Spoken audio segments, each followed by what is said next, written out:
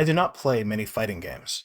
I'm more of an RPG, narrative, adventure type person. But when I do play fighting games, these are the people I pick, and I'm not sorry. Sonic Battle is not really a fighting game, and so I feel a little bit comfortable talking about it and talking about how to design for it and for a potential sequel for whoever wants to make it. But I wanted to put these biases up because when it comes to the fighting game community, this shit matters.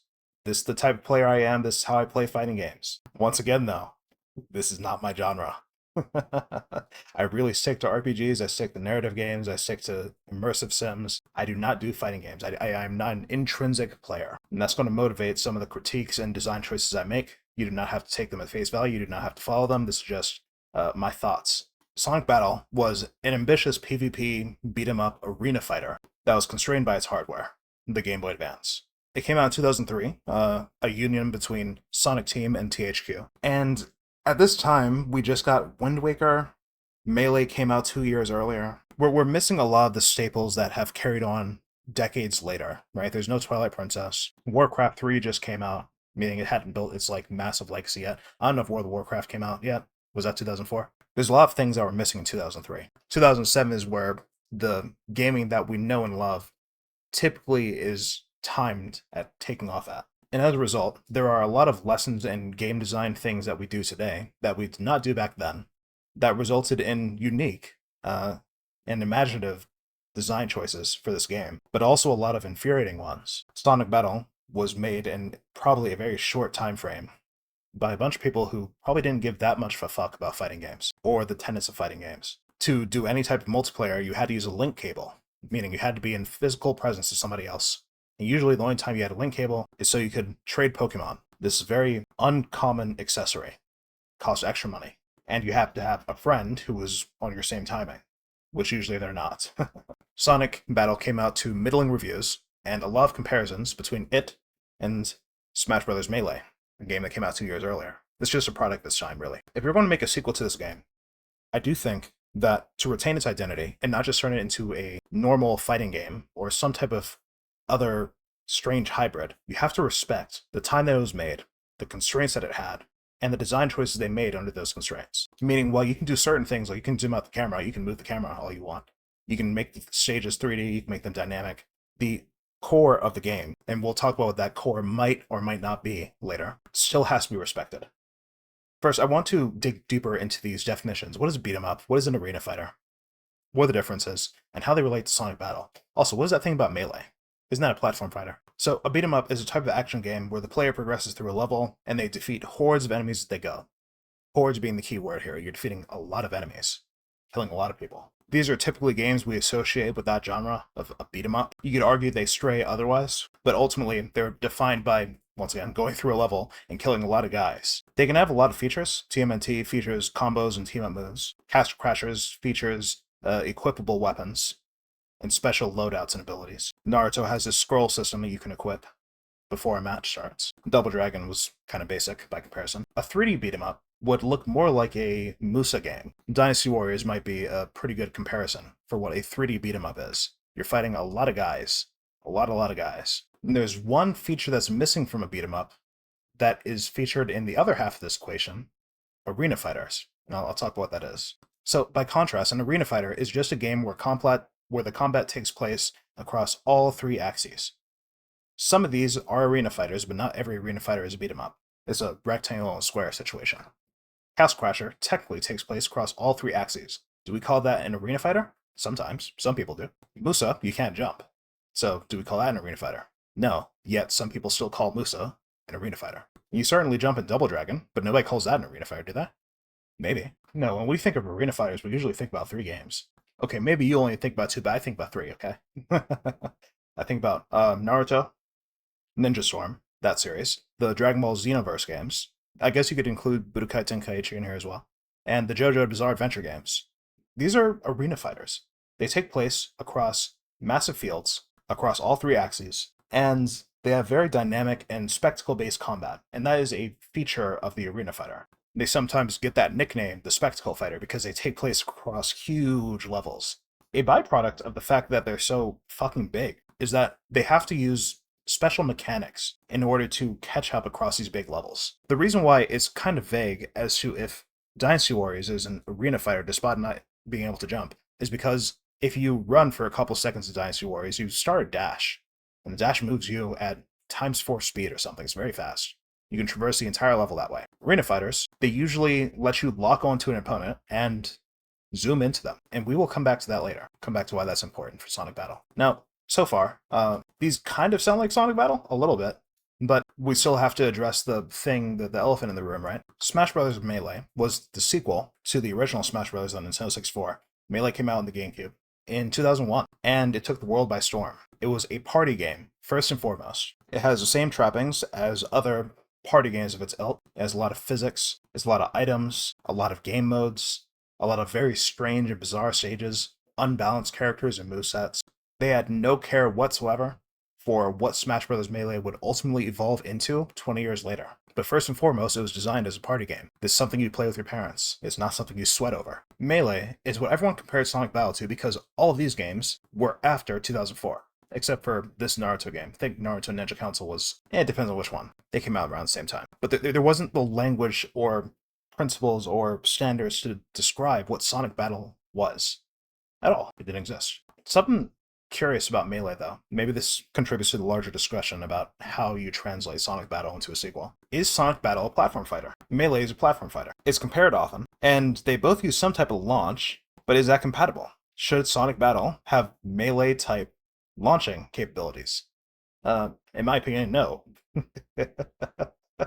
I kind of brought this question up just in case it comes up later in discussion, hey, this game plays a lot like Melee. We should make it more like Melee. No. That's probably a bad idea. There's a lot of constraints with Melee that don't contribute to Sonic Battle or its formula. Number one is just the way that Melee plays versus Sonic Battle. So whenever you're doing some type of beat 'em up and you're working on these type of axes, when you press up on your stick, your character literally moves up on the screen. They don't jump, they move up because there's a Z dimension. You move into the Z dimension. So to do a up B or an up tilt attack, you can't just tilt the stick up and then attack. Well, you certainly can. You certainly could try. TMNT does. But it comes out as clumsy. It feels amateurish. Or even worse, it puts people off. It makes the game less accessible. When you're making a fighting game, accessibility is the number one thing if you don't want your population to end up incestuous. Moving on this axis means that you lose access to up and down attacks. There's also the question of physics. A lot of Sonic Battle's combos are true combos. They're things that you can't get out of easily. I guess that varies on the character. This game was not developed with the best in fighting game methodology, after all. Smash Brothers, on the other hand, is very variable. There's plenty of things that can go wrong. There's plenty of wonky physics. There's plenty of ways to clip through the stage. These are not compatible with Sonic Battle. Sonic Battle is more structured. It plays that way anyway. One last note before we get deeper into the design of Sonic Battle and what you should carry into a sequel. I want to bring up the camera. The camera of Sonic Battle is a constraint of the Game Boy Advance. It's not a proper design choice. Let me give you an example of what that is. This is Sonic Battle's camera. It's zoomed all the way the fuck in. The skybox is literally one color, and the stage has this strange tilt that may or may not be up or down. This is okay, and if you zoom it out too much, you might ruin the effect of Sonic Battle. It would look like a completely different game, but it would benefit from being zoomed out. More important than that, it would benefit from a slight camera tilt downwards, so it's not so above. What do I mean by that? Of these games, which one looks the most isometric? Which one looks like a strategy game from the PC era? It looks like Baldur's Gate. Which one is that? Sonic Battle. Nothing here looks isometric. None of the influences of Sonic Battle are isometric. The closest you could say is maybe TMNT. That looks kind of isometric, thanks to the sprite art in the background. But Sonic Battle just looks off. I think this is an issue. It's probably something that needs to be fixed. Now, there's two extremes of it, right? If you go too low, then it looks like that. It looks like a fucking fighting game, which you don't want. If you go too high, it looks like that. It looks like a fucking... it looks like an isometric strategy game or something. You don't want that either. What I propose is something in the middle. So this is the angle that Sonic Battle is at. Just to show you how fucked this is. This is an exact recreation, tracing off of the blocks in that screenshot. Well, the middle, the corner block, not really all the blocks. The point is, this is the angle that Sonic is played at. Does this look right? No, of course it fucking doesn't. It looks like I'm on a pinball table. It's terrible. It needs to be adjusted slightly. Is this the slight adjustment? Is this the better idea? Kind of. but it's not really all the way there. Unfortunately, the best way to figure this out is to just play the game. You have to make the game. There's no mathematical formula for what's good and what's bad. But I'll tell you this: if you try to remake the exact angle the Sonic Battle uses, you're going to have a bad time. You really need to bring the camera down to take more advantage of the platforming aspect of Sonic Battle. Otherwise, everything is a ground game. You launch the opponent away, knock them into a wall, and they come down, and you knock them to a wall again. It creates something very boring, very static. And for a game that is a hybrid between an arena fighter and a beat 'em up, it's not using all of its advantages. It's not leaning into it. Now, once again, this video is just my opinion. You can do this if you want to. I don't think it's a good idea, but you can do it if you want to. I'm going to assume you already know Sonic Battle has 10 characters, you already know the story, whatever. So I'm done talking about like the premise of Sonic Battle. I want to get deeper. Okay, so here's the next question. Well, one of the most important things when you're making a game, right after you're deciding what to make, is who are you making it for? Who's your audience? There is a triangle in game development that goes between time, talent, and money. Usually you can have two of these things. You can have all the talent in the world and all the money, but no time. You can have all the time in the world and all the talent in the world, no money. When it comes to picking your audience, you're doing a similar calculation. You can have two of three things. Very seldom do you get all three. A cough, cough, Bethesda. Loyalty, passion, and player count. You can have a lot of players and they can be loyal, but they're not going to be very passionate. They hate your fucking game and can't stand the fact that they're a part of it, and it does terrible work for your marketing. You can have very passionate and loyal player base, but there are not going to be many of them. You can have a lot of passionate players, but they're not very loyal. They play your game, they say, wow, that was amazing, and they flake off back to Fortnite. So when you're thinking about your audience capture, you have to consider who you want to play your game, not just the demographic, but also what are you willing to sacrifice. For an open source game, which I think all Sonic games have to be, because it's just part of Sega's contract. You can't charge money for your commercial, you can't charge money for your Sonic game.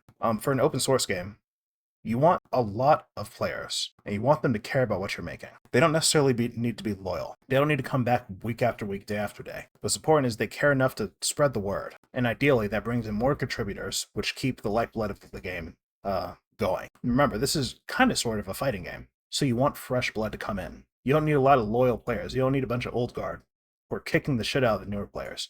You need a lot of new players coming in like a river. Stale water makes you sick. As for other things about who this should appeal to and how you should design it to appeal to these people, that's going to vary based on your implementation of Sonic Battle 2. I'm going to go over the design pillars and stuff, and you can see where you end up and who you design for.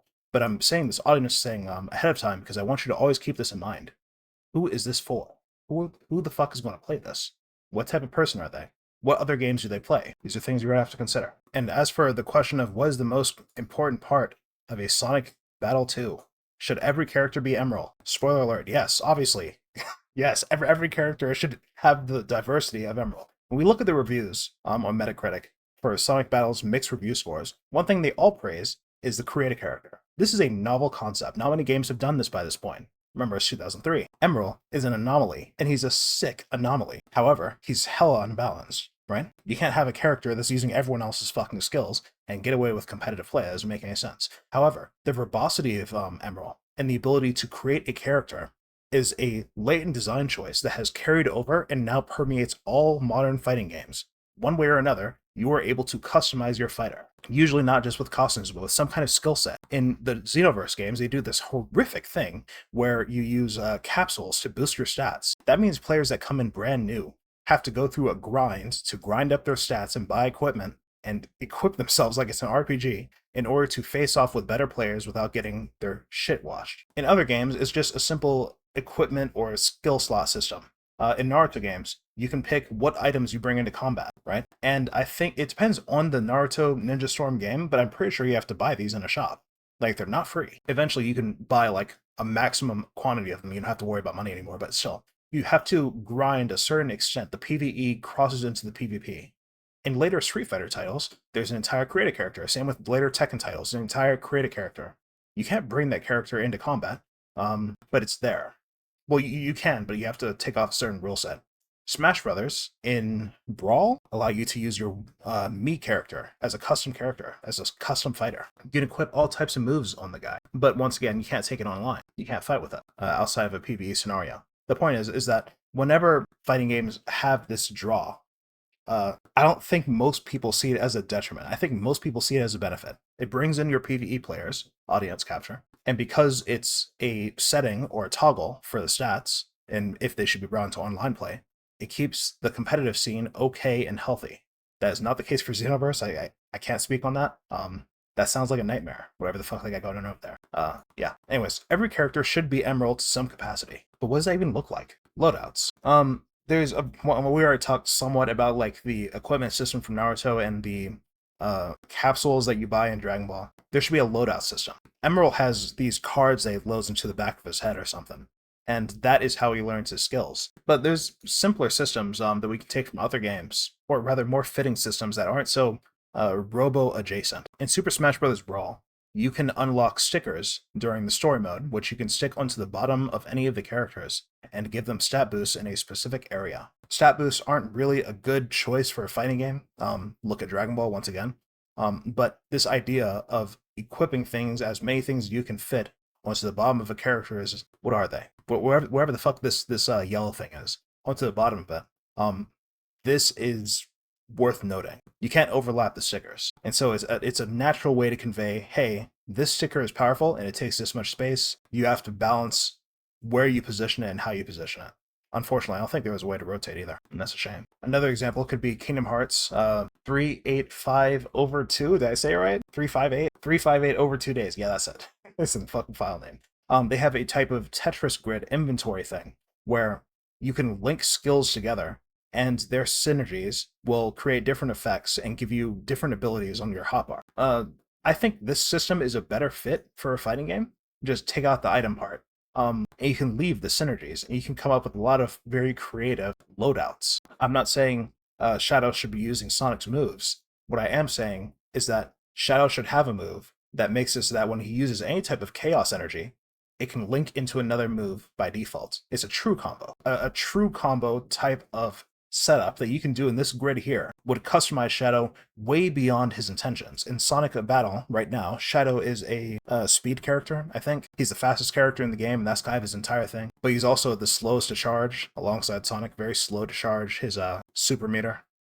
Having an extra system like this gives you the flexibility of an Emerald without the overpoweredness of an Emerald, and yes, it can be taken into competitive, and it can be very interesting. Once again, not saying that you have to do either of these things. You can come up with your own solution. But every character should be Emerald. If you're making a sequel, you're not making every character Emerald in some capacity, you're failing.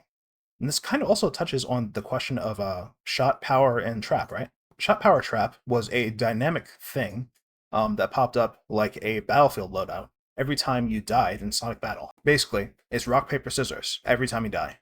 You can pick 2 specials, and the order you pick them matters, by the way. And the third thing that you don't pick, whether that's shot, power, or trap, you get immunity to. So if you pick power, then shot, then you're going to be immune to traps. If the opponent uses any type of trap move, you will be immune to it. And then they die, knowing that you are immune to traps, and then they will switch to shot and power, and they'll become immune to traps. And they'll kill you with something that's not a trap, and then you're going to pick to become immune to either shot or power. Like, you see where this goes? This becomes, I've seen a couple of critiques about Sonic Battle in the making of this video. I've done my research on, and there was this one guy who said that this is an ingenious system because there's a lot of mind games involved. There's no mind games. This is a purely reactive system. There's nothing deterministic about this. You can't. The guessing game and the mind games that can come from Sonic Battle are really already weaved into the battle system itself. You do not need shot, power, trap. If you're making a sequel, do not feel like you have to replicate this. And if you do replicate it, I hope you flesh it out into something that's better.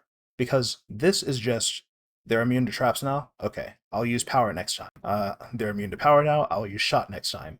They're immune to shot? I will use trap next time. It just goes on and on and on. These are also not really conducive to all characters. These are not agnostic things. Maybe it's just a poor translation. But there are certain characters who, they don't really make sense to have traps. Not in their lore, not in their mechanics. There's nothing about them that says, oh, this is a trap character. Well, we'll talk about character archetypes and like how those work later. But honestly, I do think that you should ditch this. I think this is a mistake of a mechanic. You shouldn't have this. Every character should be Emerald, yes. But this shot, power, trap thing, be careful with that. I'm cautious of that. I'd be cautious of that. I don't think that's worth replicating. I don't think that's worth carrying over. Okay, let's get deeper into the mechanics and like some of the stuff you're going to be doing. So for one, movement is momentum. What do I mean by this? Remember how we were talking about how these games have massive stages? Sonic Battle, you move very fucking quickly, but the stage is small. The stage is tiny by comparison. You're not really using any of that speed that you have. In fact, a lot of the speed in Sonic Battle is just momentum. When you're running with Sonic or Emerald or something, and then you switch directions and you attack, you can do this cool thing where you're basically wave dashing while you're attacking and catching your opponent off guard. You remember how I said the mind games are all already baked into Sonic Battle by default? You don't need the mind games from a shot power trap guessing game or a reactionary game. It's already built in. This is also something I like to do on my characters, all of them, pretty much all of them, especially Captain Falcon. Captain Falcon is a very slippery character. Anyways, there's all this movement that's in Sonic Battle. There's double jumps, there's glides, there's flying. The stages don't accommodate that. Stage design is going to be an important thing you have to consider. And naturally, if you're sliding around the stage, that also means you need some type of turn speed variable, right? Turn speed needs to be its own stat. Let's actually list that. That's going to be a stat that you want to influence using one of the skill things here, your turn speed. That's going to influence how you're able to use that movement and how you're able to get around the stage. But back to the stage design thing. Like, we have all these moves in the air, and we don't really use them. Rouge uses them to bait you out of the fucking game, but stage design is going to be important. Should the stages be bigger? I'm not really sure. Does this game benefit from a bigger stage? It benefits from a zoomed out camera, which means necessarily the stage is going to have to be bigger. But is a bigger stage really going to double down on any of these mechanics here? Well, I haven't really talked too much about the mechanics yet. Matter of fact, let's do that now. Let's talk about the controls. Yes, I sourced this from the Wikipedia. So we have a light attack and then a heavy attack or an upper attack. Air attack, dash attack, special move, pursuit attack. It's very Persona Ultimax, is very fighting game easy mode type thing. It's very Smash Brothers-esque. It's another aspect of Smash Brothers, a tap tap tap basic attack combo. That's right here. And it's the starter and pretty much the only way to get your opponent anywhere. You're going to be using your hit combo in order to smash them against the wall. You're going to be doing that to mix up. I think Amy has an infinite 3-hit combo, which is kind of crazy. You probably don't want to replicate that. It's a very basic moveset because, once again, this is on the Game Boy Advance. Remember, the Game Boy Advance limitation is not a benefit. This is one of those things, just like the camera. This is a hindrance. Ideally, actually, that's a good question. Do you want a light attack, heavy attack, kick button scheme a la King of Fighters? Do you want a light, medium, heavy punch and kick thing a la Street Fighter? Or do you want to lean into the other influences? Even in JoJo, I think there's a light attack and a heavy attack. Is that necessary for Sonic Battle? Does it benefit? Well, we know we can't have the verbosity of Melee because we are on a Z-axis, and Melee doesn't have a Z-axis. In Castle Crashers, they use a Tekken combo system where you have to hit a certain sequence of moves in order to pull out a special ability. I think XXYY is a type of infinite combo that you can maintain in the air as long as you're hitting the opponent. But is that suitable when the game is this fast and there are this many opponents? Do you have the time to do a XXYY input? Probably not. It's very situational. And so that kind of brings us back to Smash Brothers. If it's situational, there's no game that illustrates on-the-fly combat better than Smash Brothers does. Does that mean we keep the 3-hit combo? Does that mean we keep the limited amount of inputs? It should probably still be limited. I agree with that.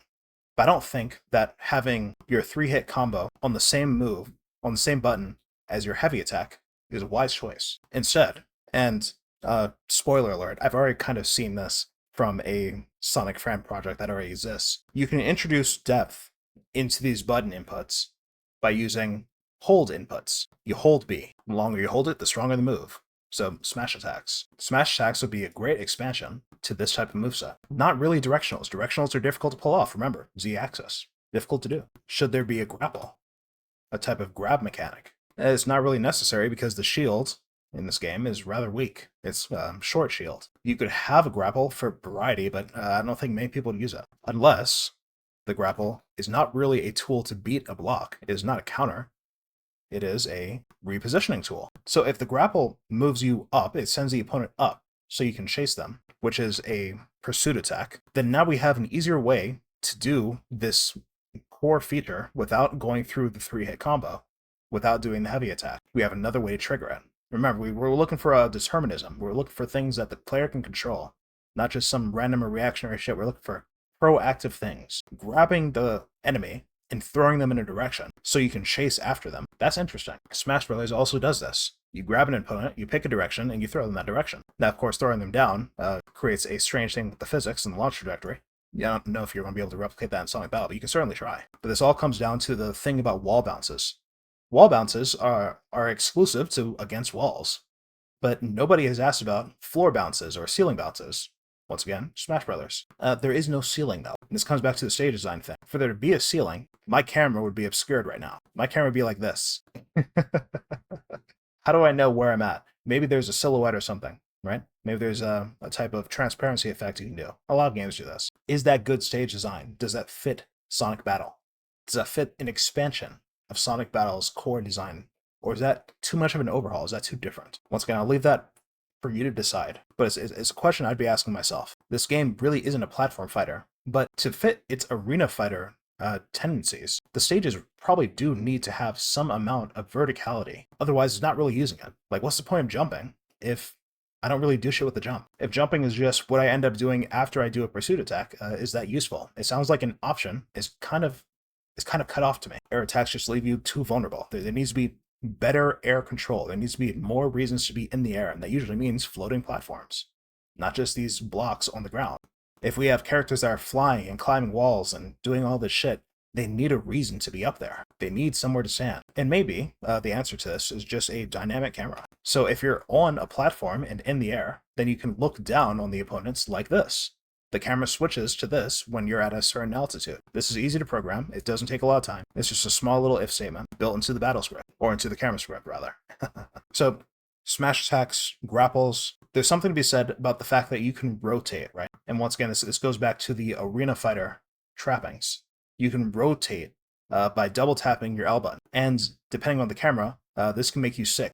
If the camera's too low like this, it'll make you sick. You'll throw up. You'll have motion sickness. If it's too high up like this, it's kind of difficult to get a handle on how this could be used strategically. I'm kind of hinting at it in this angle, but a person could be hiding behind this box, and that could be a viable strat. But there's no way they know what your camera angle is. You're talking about rock, paper, scissors, right? This thing? The better rock, paper, scissors is what is their camera angle. It's just something inherent that's already in the game. You don't have to attach an extra system to it. There's also the chance that you could do a rotation attack now that this is unhinged. I'm making this up as I go along, so I'm sorry if this sounds like crazy. But if rotating the map is a combat mechanic, what the fuck would that do? And rotation, camera rotation, is a client-side thing. This isn't something that happens to everyone. So it's, I don't know. Is there a mechanic that should be tied to rotation? I'll leave that for you to decide. I'm just sparking ideas here, okay? Another feature is respawning. Whenever you die, this game uses a type of stock system. First to 10 kills, or first to die 10 times. Whenever you respawn, after doing your power shot trap gimmick, you pick where you drop down on the map. One of the critique videos I watched before this made a very interesting point. If you're picking where you drop, then you can instantly do a down attack from off screen the moment you drop in and instantly revenge kill your opponent. This is a difficult mechanic. Games like Battlefield restrict where you can drop depending on your team. You can't drop too close to the enemy. You can't drop behind enemy lines and come up behind them and completely fucking destroy them. There's limits, there's limitations. And maybe the ability to choose where you drop should be some type of score cost, right? Like a kill streak or something, or a reward for doing well. Because if you're choosing where you drop all the fucking time, there's only 2 spots you're going to be. You're either going to be far away when you're insecure about your skill, or you're going to be right on top of them all the fucking time when you're very secure in your skill. In Smash Brothers, you drop down on a platform, incontrollable, you're invincible for a couple seconds, and even after hitting the ground, you're still invincible, so the opponent does not have a reason to chase after you as soon as you come back online. And you also, likewise, cannot fucking move. You cannot chase Cat and Falcon down here on the bottom when you're coming in from up top like Link. So this is something you have to redo. This is another feature that has to be fixed. Sonic Battle, they were not thinking about that. I highly doubt they were thinking about that. True combos. So this triple B combo thing is a true combo. But if you're introducing smash attacks, then that means you have the ability to break out of the true combo. You have the ability to feint. That's a type of mind game you can play with the opponent. You can signal that to them. I'm not sure how important that is, or if there's going to be a second true combo.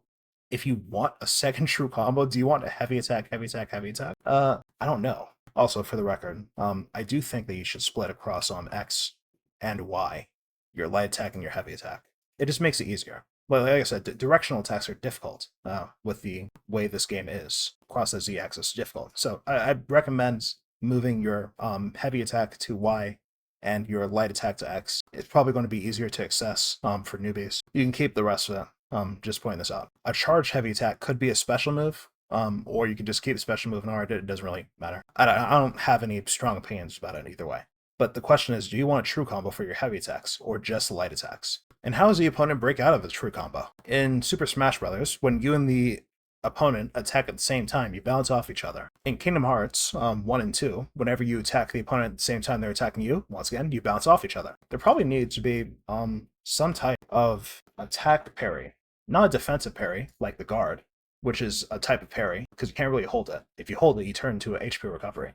An attack parry, something that makes you consider your moves, so you're not just fucking spamming. A nice attack parry can send you and the opponent back to reconvene and change out your choices. I think other fighting games, they call this like a cross-up? I don't know. They call it something. Different games have different ways to describe what this attack parry thing is. I think the Smash system is probably the best for an arena fighter like this because it's not a 1v1. There's multiple people here. And movement across the stage, the momentum from a attack parry, that's a mechanic. Moving you to a different place of the stage, that is a mechanic. Relocation is a mechanic. Repositioning is a mechanic. A common critique of Sonic Battle is I'm just going to call it the fucking super meter. The super meter. You fear the super meter, okay? Knuckles with a full super, you are going to fucking die when this guy hits you. Forget about the fact that, like, it's slow, so he shouldn't hit you. It's just like a Falcon Punch or it's just fucking Falcon Punch. Forget about that part. People fear this because you build gauge by getting hit. It's a type of catch-up mechanic. Unfortunately, if you don't want your game to end up in this category where it's a bunch of fucking loyal and passionate players and no player count, if you don't want a stagnant pool, then you need a catch-up gauge, okay? Not everyone is going to be a fucking god at this game. There needs to be some type of forgiveness mechanic. There has to be something here. Now, maybe it's not as overtuned, not as fucked as it is in Sonic Battle, right? Maybe you tune it off a little bit. Maybe it's just like an actual fucking special attack. Maybe the special attacks are the gauge. Maybe that's how you trigger them. But you do need some type of catch-up mechanic. Otherwise, the casuals are going to fucking leave. It's also a nice angle for another stat you can build up on this board over here with your loadout. So yes, I'm a super gauge supporter. There probably does need to be a super gauge above your health bar. You should probably keep that. Unfortunately, I think that's a part of the identity. An interesting thought about that, though, is you're building this gauge by using HP recovery, right? In Super Smash Bros. 4 Smash Ultimate? I can't remember. Wherever Cloud was introduced, there was this really annoying fucking thing this guy would do, is he would sit back on the other side of the stage and charge his limit break. And when he hits you with that, as long as you're above a certain percentage, you're guaranteed to be dead. This is not a behavior we want to encourage. I suggest untying the super gauge from the HP recovery. In fact, HP recovery probably has to be reworked altogether. In Hollow Knight, they use a mask system where you crush a item that you can only get from doing well in combat. If your recovery, just like your respawn ability, is a kill streak type reward, then I guess that wouldn't be very good for a shittier player, though, would it? A shittier player wouldn't have the HP recovery, but a good player would. I don't know. That I guess that also varies on the type of game you want to make. Newbies do need the Ultra Gauge. That probably has to stay. And it has to build from them getting hit. But I don't know what you would do with the HP recovery. I don't think this I think this could be fleshed out better. You could stock this. This could be a replenishing item, an Estus flask in the middle of combat. I don't think items are necessary. I think that's a bit of a useless system in this circumstance. In Castle Crashers, you had potions, something like that, where you kill enough enemies, you get a potion. But this is a free-for-all game, right? You're fighting like 4 opponents. I don't know. You can make that choice. You can make that determination on your own. Earlier, I said I wanted to talk about like the archetypes of each character, right? There are certain archetypes that make sense in a game like this and others that don't. I'm going to be talking about the ones that do make sense, and you can determine what type of roster you can build with these archetypes. Like, what character would belong on which? Like, where's Charmy? First, going to be the Striker. This is your close combat, your rushdown character. Your get in and fuck them up, and don't leave until you're dead. Is that type of character. It's my favorite type of character, obviously. Next, you have your zoners, the most annoying characters in the game. They have some type of ranged weapon. They can attack you from far away. They can zone you out of an area. After the zoner is the tank. The tank has high defense or high damage mitigation. Damage mitigation is not necessarily high defense. For example, if there is an ability, whether it's on a chart like this or it's just part of the fucking character, where you have lifesteal, that is damage mitigation. That is a type of tank. It's a lifesteal tank. There's dodge tanks, lifesteal tanks, normal tanks. There's all types of different ways to tank. So don't keep yourself in the box of high defense or slow movement and a lot of grappling. It doesn't have to be Street Fighter. You can be so much more than Street Fighter. Next going to be your control. These are people who inflict status effects, your poisons, your confusions, your ability blockers. These are also kind of annoying characters I hate to fucking see, but they are a viable strategy, especially on a big board. If you poison somebody, or what game am I thinking of? I'm thinking of a game where you inflict a type of bleed, and every time they move, the bleed gets worse, and they take more damage the more they move. Am I thinking Risk of Rain? Probably. The point is, you afflict them with something that changes the way they have to play for a certain amount of time. You control the stage itself in some cases. To harken back to this shot power trap thing, the trapper is going to be stage awareness and trap play. I don't think this is very useful. Do people actually want to use this in a PvE or PvP? I don't know. In PvP, it might be useful. Going back to that example of the camera angles and hiding behind certain blocks, that could be a thing, right? But it could also really be fucking annoying. Well, list this one is like optional. I don't know if it's suitable. I'm adding it because it's in the beginning, and like I don't want to like completely strip away every bit of identity. If you can make this work, that'd be interesting, I guess. I think the better way to do a trapper would just to be to manipulate the stage itself, right? If a trapper is able to move the stage, he's the only person that can move the blocks. Make this block 2 tall instead of 1 tall. Maybe he can slide this block over to the left. If the trapper is the only character that can do those types of things, that can give them a unique advantage. So that requires stage awareness. So stage movement, maybe that's interesting. I don't know. Next is the disjointer. I want you to think of ice climbers from Smash Brothers, or the puppet guy from Naruto. These are characters that are usually a duo or a twin, or they have a hitbox that is way far away from their fucking hurtbox. And not because they're a zoner, not because they have a ranged attack, but because, yeah, like a fucking stand from JoJo. Like, it's like the hitbox all the way fuck over here, but you're over here. This is a type of disjointing. There's a lot of ways you can take this. You can swap the characters between them and the puppet. You can have the puppet take damage and move that damage back to the original user. And maybe the original user's healing while the puppet's attacking. Maybe you like have to double your control schemes instead of just X and Y. Now it's also left trigger and right trigger to control the puppet. It's a very complicated character, but it can be very rewarding. I don't want to take that off the board as like a viable thing to have in the Sonic Battle game. I can see it. It is doable, technically. Next, we've already mentioned this earlier, but like Grappler, high burst, defense bypass, but also repositioning. Reposition your opponent. Move them somewhere else. Or potentially move yourself up somewhere else, right? A reverse Grappler, as weird as that would look, could teleport between them and the opponent. Like they swap places or something. Just because you're a grappler doesn't mean you have to use like a rope or your hands or something. They don't have to be slow. They don't have to be big. Don't get trapped into the archetypes of Street Fighter. These concepts can transfer in way different ways, way different methods. The last archetype I want to bring up, there are more archetypes, but I don't think they would fit a Sonic Battle game. The last archetype is the Evolver, right? This is your Supersonic. This is the character that gets stronger over the course of a match. I do not know any game that does this. I know games where, like Cloud, for example, once again, Smash Brothers, Cloud will charge up, but after he uses his gauge, after he uses his meter, it's over. An Evolver changes over the course of a match. Whether their health bar is too low, and they change because of that, or because they get a certain amount of kills, and they change because of that. This is a goal type character where they have a meta objective they're trying to achieve, and this changes the way they play. You stack this on with the loadouts, the every character is an emerald character type mentality, you get a very dynamic way, a very dynamic growth that stems from the original Sonic Battle. You have a real evolution here. The last note I'll give is about like a story. Sonic Battle was a RPG or visual novel, right? If you're going to do a sequel, the gameplay should probably just be Subspace Emissary, I'm not gonna lie to you.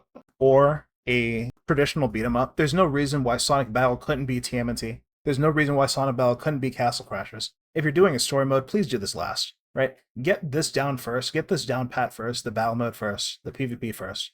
And then you can move those mechanics into a PvE mode. Fighting games are notorious for having dog shit PvE modes. You do not need to be the same. You do not need to repeat these sins. Nobody liked this. Nobody liked doing this 10 fucking times. You killed Knuckles 10 times. He's like, I can go again. You have to kill him another 10 fucking times. That's annoying. Don't do that, right? We already have good examples of what fighting game stories and fighting game campaigns can be. Traditional beat 'em ups, subspace emissary. Those are the routes you want to take. I'm not even giving you an option as like oh, I don't know, maybe. I'm not even doing that. No, this is the route. This is the way. There's no reason to go backwards. We do not have to go backwards. You do not have to suffer. So don't suffer. Sonic Battle is a flexible game, all right? As for the story, to spice it up from the original Sonic Battle, you really need to lean into those like visual novel trappings. It's weird that Sega didn't really nail down a non-linear story, well, not non-linear, but like a branching narrative until Shadow the Hedgehog. Use that.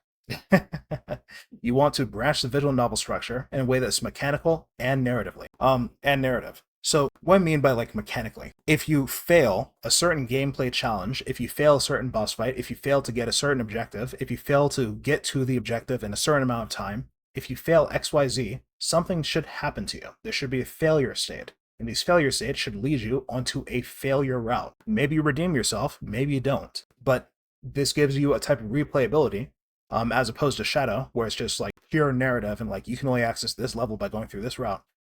You now have reasons to replay the story. And the combination of ways this branches is typically endless. And it's really a content game. This isn't a lot of programming. That's kind of like the thing I want to like say across all this. The major challenge that you're fighting here is just asset creation. A lot of this is just asset creation. It's just content you have to make. Once you have the framework down, once you have like the baseline of how Sonic Battle works down, everything else is just artwork. Very little implementation. Every move, every variant, every special ability is a resource, and you can just copy and paste structures over and over and over again, tweak values, and change the animation. This is not necessarily the most challenging or taxing game to make. Like it was made in a very constrained time with very constrained developers who were working on different projects. It's not exactly it's not a Final Fantasy 15 or something, you know. Well, I'm trying to get across. This is super doable. You don't have to struggle. You don't have to panic. You don't have to strive. There's a lot of ways to take this, a lot of imagination left on the cutting room floor here. And Sonic Battle is a flawed game. It's a very, very, very flawed game. So don't be scared of it, right? Don't be scared of like twisting things and disrespecting the original in certain ways, because in some ways you should disrespect the original. The original was not a fantastic game. It was a mixed game. So don't feel like you have to be reverent at all times, okay? I want to highlight this green because I feel very strongly that you should not replicate Sonic Battle's story in the way they did it. I think that was a mistake. You should lean into it. It should still be a visual novel in some ways, but be careful, okay? I think that's all. I don't think I have anything else to say, so yeah.